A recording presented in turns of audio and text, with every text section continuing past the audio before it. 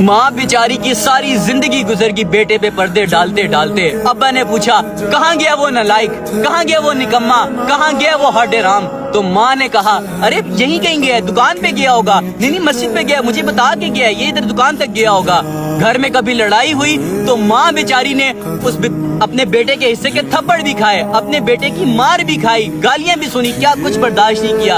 और आज माँ को पता चलता है कि यार मैं तो समझदार ही नहीं थी, मेरे में तो अकल ही नहीं थी। बेटे ने कहा कि माँ अगर मेरी बीवी तुम्हें कोई दो बातें सुना देती है तो तुम ही शर्म कर लो, तुम ही थोड़ी सियानी हो जाओ, तुम्हारे में अकल ही नहीं है। तो माँ कहती है वाह मेरे बेटे तूने सही कहा, मैं तो बेवकूफ बनी रही सारी जिंदगी, तेरे पीछे मारे खाती रही, तेरे पीछे थप्पड़ खाती रही, तेरे पीछे गालियां सुनती रही। तू सही कह रहा है कि मैं तो बेवकूफ ही थी, मैं तो तेरे ऊपर पर्दे डालती रही। तू आज मुझे कह रहा है कि माँ तू तो बेवकूफ थी, तो तू सही कह रहा है मेरे बेटे, तू बिल्कुल सही कह रहा है कि मैं बेवकूफ थी। अरे जालिम के बच्चे, ये वही माँ थी ना जब तू 9 महीने का था ना, तुझे दुनिया में लेकर आई थी। ये वही माँ थी ना जब तेरे बाप ने कहा था इसको दुनिया में लाने की जरूरत नहीं है, तो तेरी माँ ने कहा नहीं अब ये मेरे पेट में है तो दुनिया में भी आएगा, तुझे दुनिया में लेकर आई। तेरे बाप ने कहा कि इसको जा पढ़ाने लिखाने भेज, इसको जा जॉब पे भेज, तो तेरी माँ ने कहा नहीं अभी तो छोटा बच्चा है, बाहर की दुनिया बहुत जालिम है, मेरे बेटे को खराब कर देगी, मेरा बेटा अभी पढ़ेगा, मेरा बेटा घर में ही रहेगा। तो आज इस माँ को कह रहा है कि तू तो बेवकूफ है, माँ तेरे में अकल ही नहीं है। एक बीवी के पीछे अपनी माँ को भूल गया, अपनी माँ की कुर्बानी को भूल गया।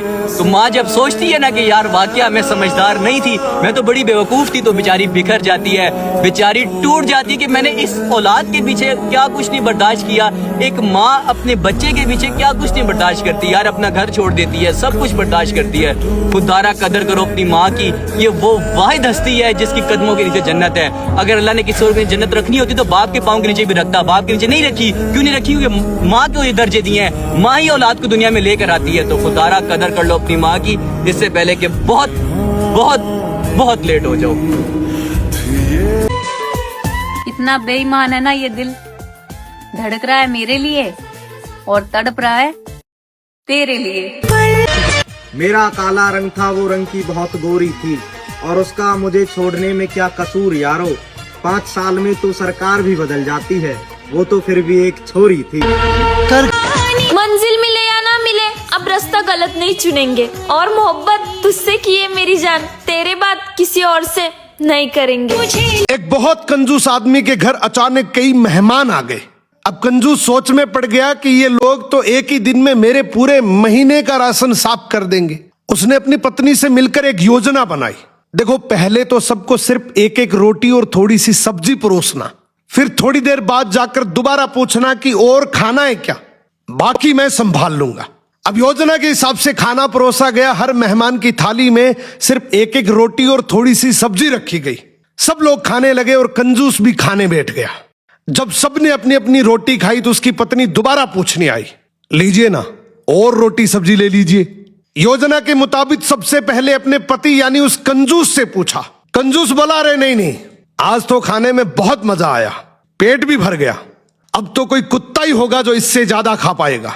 ये कहानी भले काल्पनिक है, लेकिन असल में भी इससे भी बड़े बड़े कंजूस होते हैं। ना हिंदू की ना मुसलमान की, आज बात है सिर्फ एक नन्ही सी जान की। अरे स्याही सूख नहीं पाती अखबारों की, एक नई खबर आ जाती है बलात्कारों की। बात कड़वी है मगर सच है, इसलिए बात बोल रही हूँ डंके की नोक में। ना घर ना परिवार ना स्कूल ना कॉलेज में, अगर बेटी सुरक्षित है तो माँ की कोख में। महाराष्ट्र के मालेगांव में 3 साल की बच्ची का पहले रेप किया, फिर सर पे पत्थर मार के उसे मोबाइल टावर के पास फेंक दिया। पहुँचाओ आज आवाज जहाँ तक पहुँचा सको। उस हैवान ने सब कुछ करने में 5 मिनट नहीं लगाए, और पिछले 2-3 दिन से अब तक उस मासूम को हम लोग इंसाफ नहीं दिला पाए। बहुत बुरी है दुनिया मेरी बहन, इस बात पे ध्यान देना थोड़ा। 3 साल की थी मासूम, बताओ उस हैवान ने उस नन्ही सी जान को भी नहीं छोड़ा। 2 मिनट के लिए आंखें बंद करके उसे अपनी बहन या बेटी मानना। अगर नहीं मान सकते तो फिर क्या फर्क रह जाएगा तुम में और गैरों में। और बेटियां कहीं भी सुरक्षित नहीं है, ना गाँव ना शहरों में। अगर मेरे भाई तुम मर्द हो ना, अगर तुम्हें उसे देख कर थोड़ी सी भी दया न आई हो तो फिर पायल पहन लेना पैरों में। आप आज भी मुझे लेने नहीं आओगे? अरे अम्मी क्या सोचेंगी, हमारी नई नई शादी हुई है, इतना तो कर सकते हो ना आप मेरे लिए। यार लास्ट मोमेंट पर मैनेजर ने काम दे दिया, उसे निपटा कर ही आ पाऊंगा, रखता हूँ अभी। क्या हुआ बेटे, सब ठीक है ना? हाँ अम्मी सब ठीक है, वो आज भी बिजी है। तो लड़ क्यों रही थी? नहीं तो। देख बेटा, अपने ससुराल को अपना घर समझना और उससे भी ज्यादा अपने शोहर को समझना।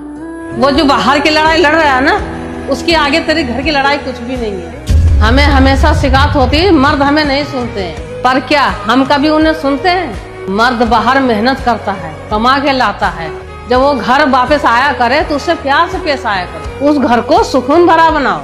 फिर चाहे वो बाहर जितनी भी बड़ी जंग लड़ ले, उसे सुकून अपने घर पर ही मिले, और ये काम बीवी का होता है।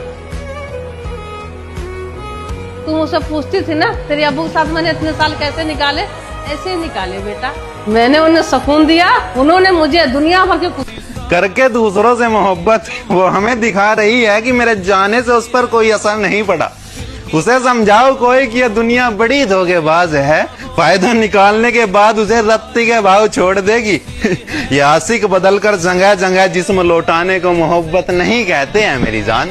जब होगा तुझे एहसास इन बातों का तो ये बातें तुझे अंदर तक तोड़ देगी। मैं तो न जाने कहाँ मिलूंगा उस वक्त जिस वक्त तेरा दिल दोबारा मुझे याद करेगा, और अकल तुझे तब आएगी जब तुझे चाह होगी मोहब्बत की, और हर कोई तुझसे जिस्म की बात करेगा। आपका स्वभाव एक दीपक की तरह होना चाहिए।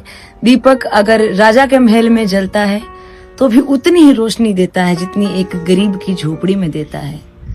इसलिए आप जिस भी परिस्थिति में हो, हर समय समानता का अधिकार रखें। आप चाहे जितने गरीब क्यों ना हो जाएं, आप चाहे जितना अमीर क्यों ना हो जाएं, लेकिन आपका व्यवहार वैसा ही होना चाहिए जैसा एक सामान्य व्यक्ति का होता है।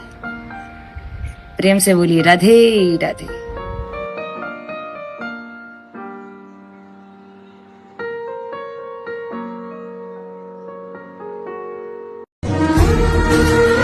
मेरी बात मान, मैं दिल का खोटा नहीं हूँ, दर्द मेरे पास भी है बस रोता नहीं हूँ। मेरी बात मान, मैं दिल का खोटा नहीं हूँ, दर्द मेरे पास भी है बस रोता नहीं हूँ। महज चंद पैसे न कमा सका मैं, इसीलिए मैं घर का अच्छा बेटा नहीं हूँ।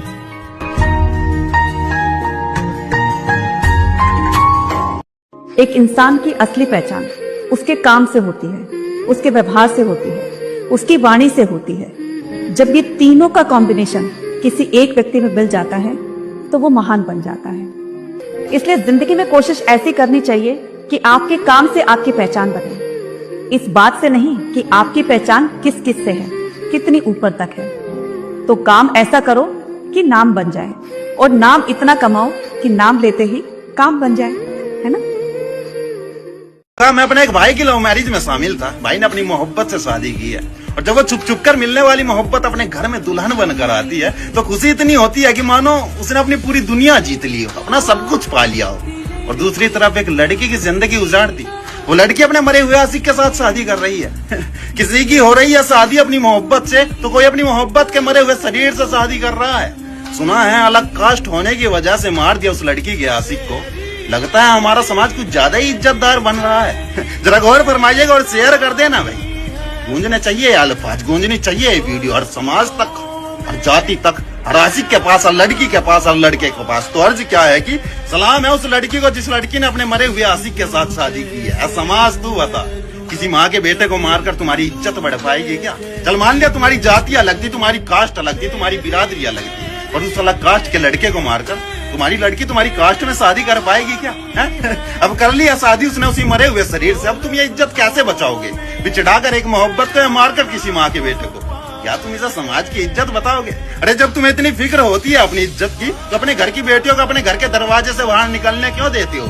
जब वो कर बैठती है किसी से मोहब्बत, तो तुम किसी मासूम माँ के बेटे को मार देते हो। वाह रे वाह। जब तुम्हें इतनी फिक्र होती है अपनी इज्जत की, तो अपनी बेटियों के हाथों में फोन मत थमाया करो। बिना गलती के मारकर किसी माँ के बेटे को समाज में ऐसी इज्जत मत बढ़ाया करो। और कहाँ का समाज, कौन सा समाज, कौन सी जाति, कहाँ की जाति? जरा अपने गिरवान में झाँक कर देखना कौन कितना दूध का धुला बैठा है यहाँ पर। अगर उस लड़की ने अलग कास्ट में मोहब्बत कर ली तो उस अलग कास्ट के लड़के को ही मार दिया। जब तुम होटलों में अलग अलग कास्ट की लड़कियों को लेकर जाते हो तब कहाँ जाती है तुम्हारी ये इज्जत? जब तुम मोहब्बत के नाम पर जिस्म को नोचते हो तब कहाँ जाती है तुम्हारी ये इज्जत? जब किसी के घर की औरत घर के मसलों को लेकर कोर्ट कचहरी के चक्कर कटवाती है तब कहाँ जाती है तुम्हारी ये इज्जत? जब किसी के घर की औरत तलाक देकर जाती है, ऊपर से रकम भी लेकर जाती है, तब कहाँ जाता है तुम्हारे ये समाज? और सुनो, जब तलाक होने के बाद तुम दूसरी शादी करते हो और दूसरी शादी किसी भी जाति की औरत के साथ करने के लिए तैयार रहते हो, तब कहाँ जाती है तुम्हारी ये इज्जत? अरे हट, बने बैठते हैं इज्जत के ठेकेदार। जब जाते हो तुम होटलों में तब तुम्हें इज्जत याद नहीं आती? क्यों नोचते हो फिर अलग अलग कास्ट की लड़कियों के जिस्म? वहाँ कास्ट भूल जाते हो या इस हवस की खोपड़ी में बात नहीं आती?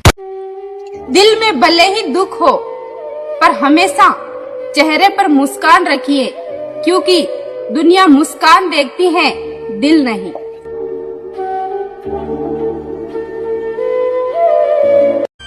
वक्त ने चुप रहना सिखा दिया, हालातों ने दर्द सहना सिखा दिया।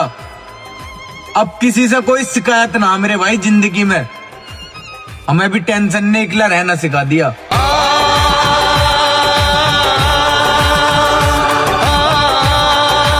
यार दिल भी उसे ही पसंद कर रहा है जो हमारा रुआना पसंद कर रहा है। जो हंसाने की को सोचा है उसे तो यार खुद ही इंसान दूर करता है। तभी तो आज सब दुखी हैं। किसी की पसंद किसी के पास है और किसी की किसी से दूर हो चुकी है।